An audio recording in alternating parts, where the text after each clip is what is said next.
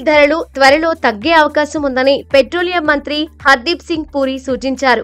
ముడి చమురు ధరలు రాబోయే 2-3 నెలలు ప్రస్తుత స్థాయిలోనే ఉంటే భారతదేశం పెట్రోల్, డీజిల్ ధరలను తగ్గించే అవకాశం ఉందని ఆయన అన్నారు.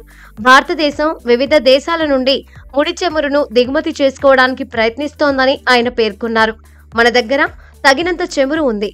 ఇంధన భద్రత కోసం భారతదేశం గతంలో కంటే ఎక్కువ దేశాల నుండి చమురు కొనుగోలు చేసే విధానంపై పనిచేస్తోందని అన్నారు.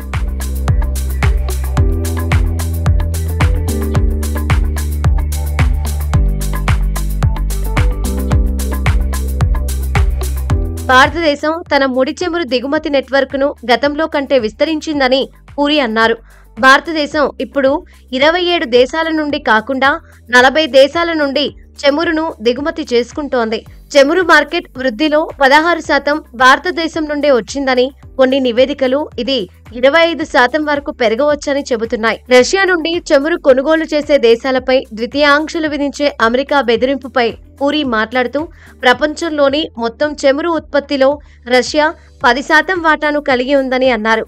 రష్యా లేకపోతే చమురు ధర బ్యారెల్కు 130 వరకు పెరిగేదని డేటా చూపిస్తుందన్నారు. Turkey, China, Brazil, European Union కూడా రష్యా నుండి చమురు, గ్యాస్ను కొనుగోలు చేశాయన్నారు.